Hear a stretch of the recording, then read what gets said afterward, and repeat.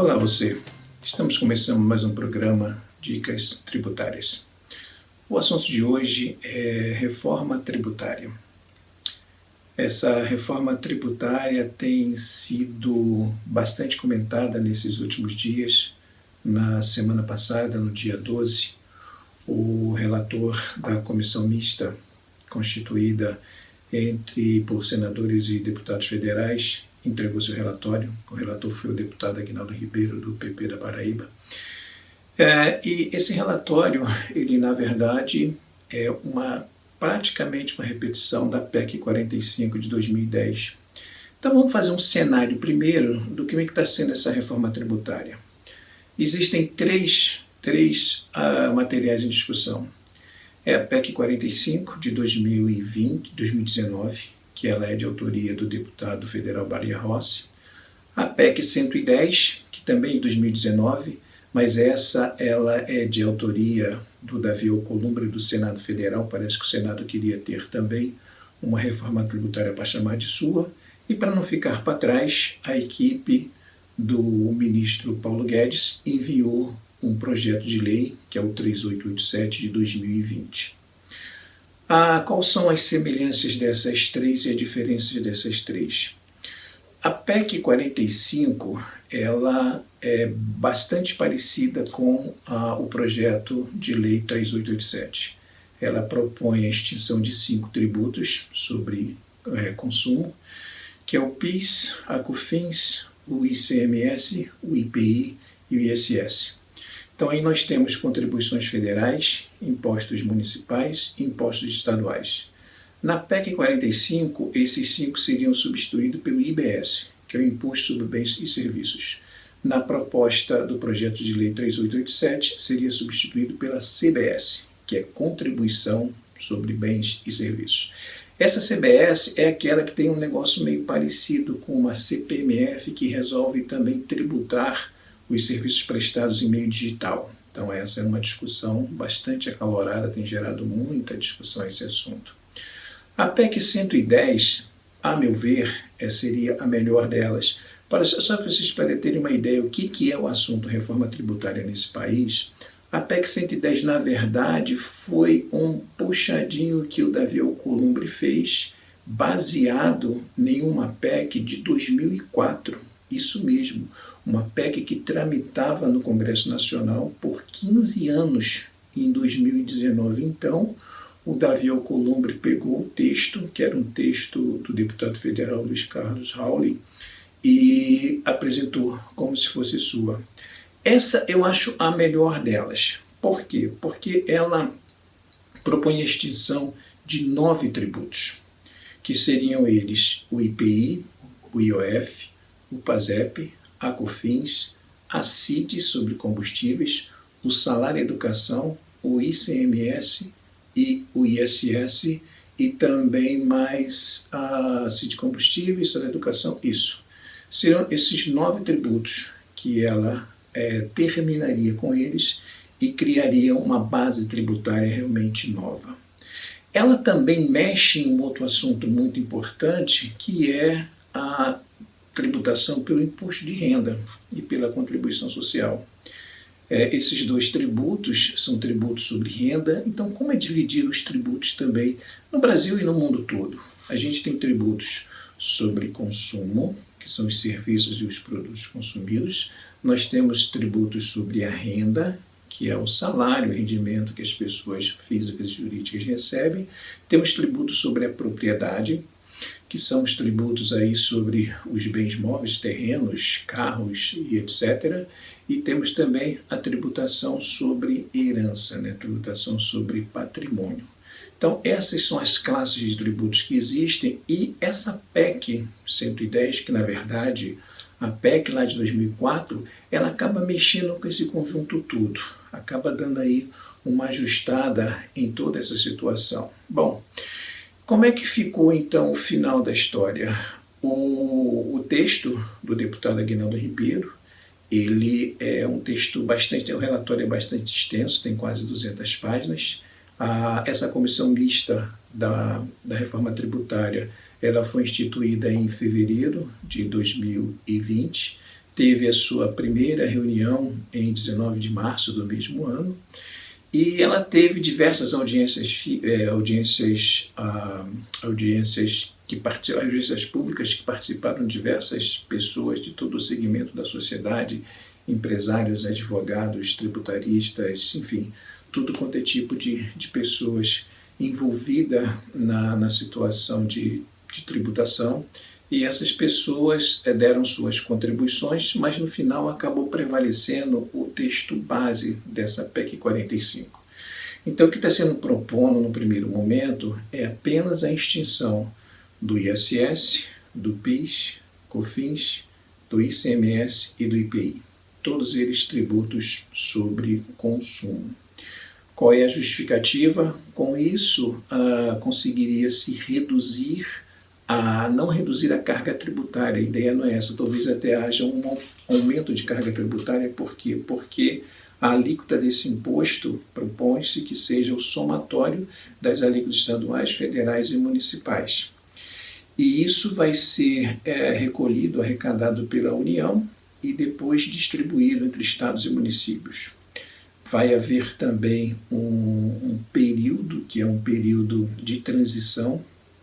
Esse período de transição não está bem certo ainda de quanto tempo será, mas deve ser alguma coisa em torno de 5 anos, para que efetivamente haja a substituição desses 5 tributos pelo IBS.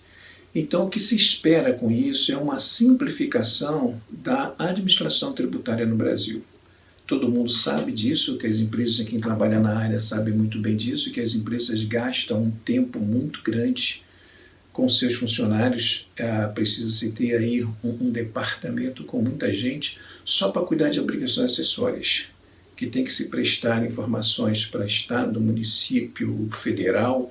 Então tem diversas obrigações acessórias por meio de declarações, preenchimento de formulários, envio de informações. Então tem uma série de siglazinhas aí que a gente está acostumado já a ouvir falar sobre elas, e isso tudo toma muito tempo, torna muito moroso e acaba sendo custoso também para as empresas. Então, o que se pretende com isso é uma simplificação de tudo isso. Então, estaria num ente federativo só, estaria no âmbito do governo federal.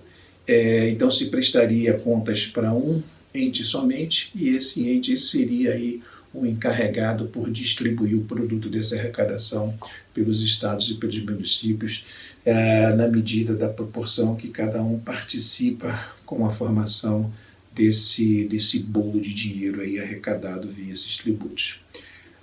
Isso não sei se vai resolver desse ponto, mas pelo menos é alguma coisa. Pode ser que traga realmente algum tipo de alívio para essas empresas, que haja uma redução de custo. Aí já começa também a ter um temor de que, bom, isso aí vai ocasionar redução de custo, vai ocasionar redução de trabalho e vai gerar também demissões. Não se sabe disso, não se fez um estudo em relação a isso, mas é provável que também aconteça. Agora, eu acho que o mais importante dessa discussão toda é o seguinte: essa é a reforma tributária que nós precisamos? Essa é a reforma tributária que de fato vai fazer com que o nosso país tenha uma distribuição de renda mais justa? Claro que não. Em 2017, a Organização para a Cooperação e Desenvolvimento Econômico fez uma pesquisa com seus 35 países membros para mensurar qual seria a tributação de consumo versus renda. E o resultado dessa pesquisa, que não deve ser muito diferente no dia de hoje, foi o seguinte: o Brasil, desses 35 países, é o país que menos tributa a renda. Em compensação, desses 35 países, o Brasil é o terceiro que mais tributa o consumo, perdendo apenas para a Hungria e Grécia. Vocês terem uma ideia qual a diferença, a disparidade da nossa tributação sobre renda, vamos ver, por exemplo, o caso de Portugal. Portugal tem sido o destino de muitos brasileiros ultimamente. Lá em Portugal você tem 7 camadas de tributação. A primeira delas começa em 14,5% para quem ganha cerca de 7 mil e poucos euros no ano. E ela termina em 48% para aqueles que possuem salários acima de 84 mil euros por ano. Então você vê só, a menor alíquota sobre a renda é 14,5%. E aqui, o que acontece? A nossa maior alíquota é 27,5% e a menor alíquota é 7,5%. Então, quem tem um salário até 22 mil é isento, acima de 22 mil até um determinado valor é 7,5%, e acima de 55, quase 56 mil reais, você tem 27,5%. Então, vê só a diferença entre isso. O mesmo imposto que um empresário, um alto executivo paga, é o mesmo percentual que é cobrado de uma outra pessoa que tem um nível salarial mais baixo. Então, tributa-se tanto o rico quanto o pobre da mesma forma, por uma alíquota menor.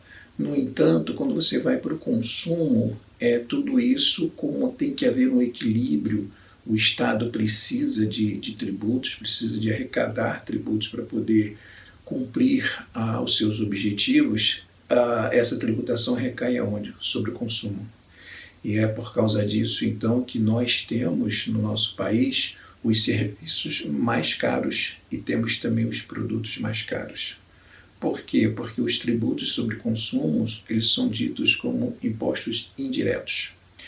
Eles são impostos indiretos por quê? Porque quem faz o fato gerador dessa obrigação tributária não é o cara que vende, nem o cara que presta o serviço, mas é o tomador do serviço.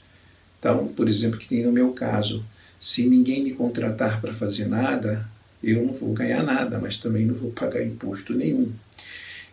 Agora, se alguém me contratar para prestar um serviço, sobre a nota fiscal que emito, eu vou pagar aí PIS, COFINS e ISS. Vou pagar aí quase 10% de impostos. Então, como esse imposto foi pago porque alguém me contratou, a legislação me permite que isso faça parte da formação do preço do meu trabalho.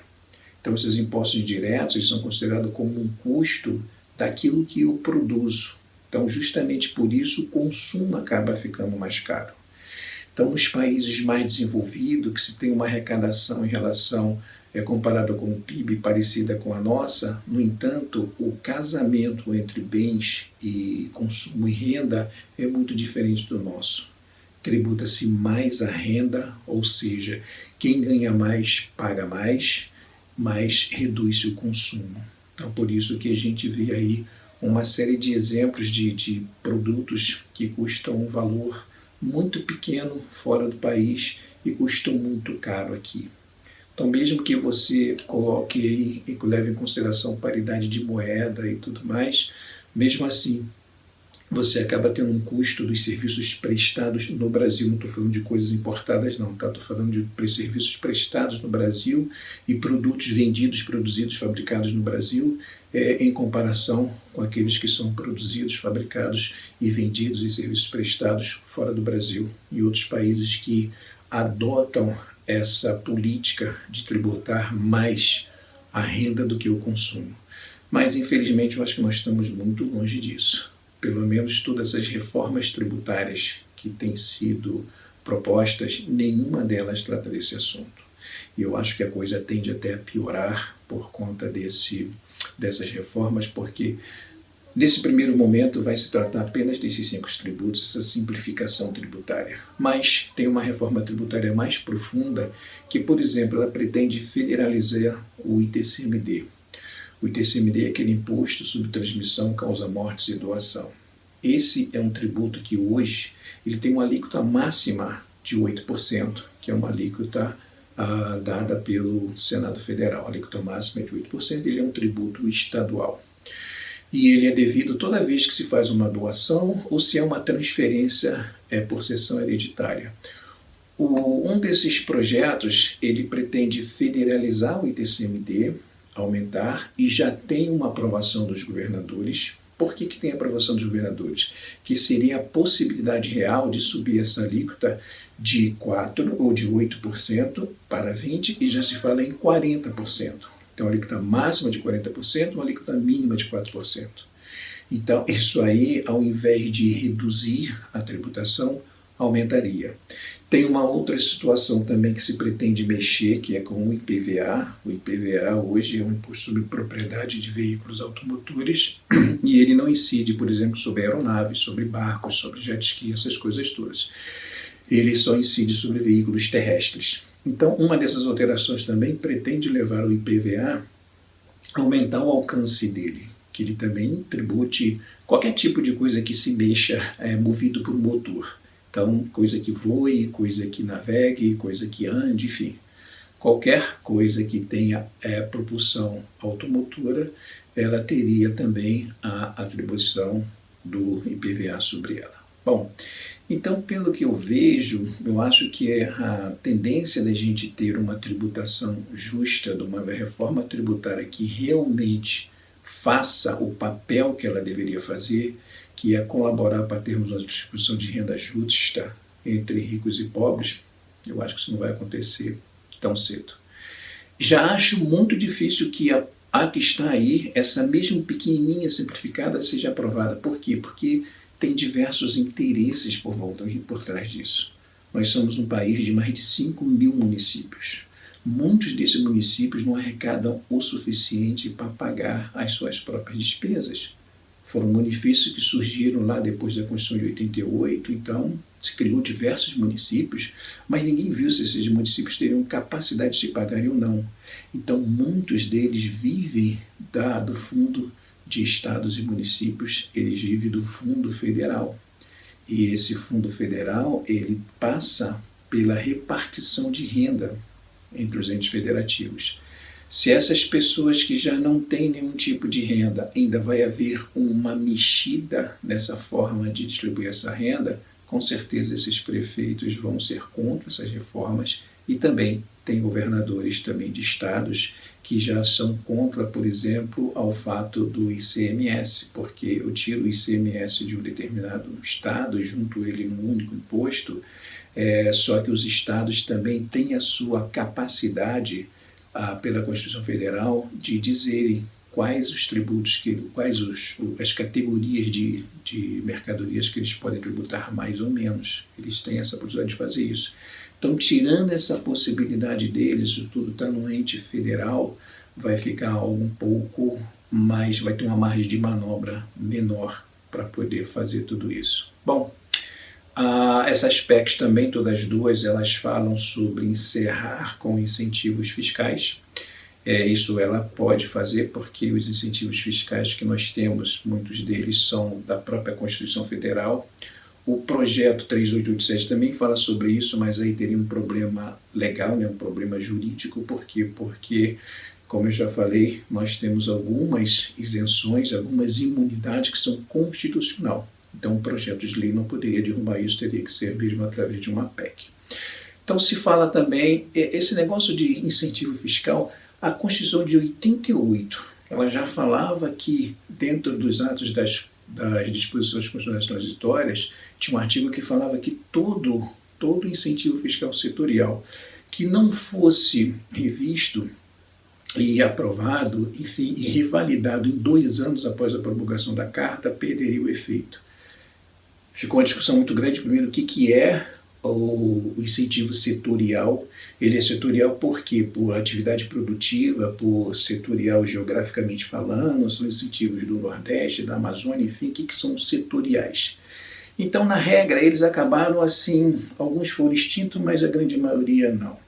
Então, nós temos diversos outros incentivos fiscais que estão aí e dificilmente eles vão deixar de existir, porque não tem disposição política, não tem vontade política para que isso aconteça.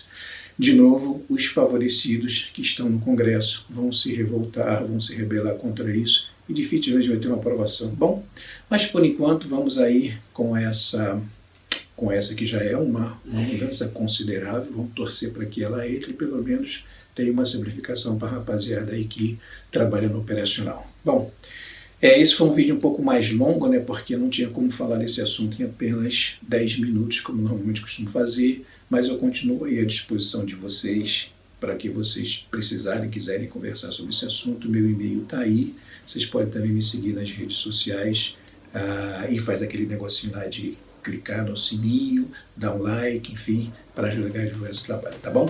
Um abraço, tchau, tchau.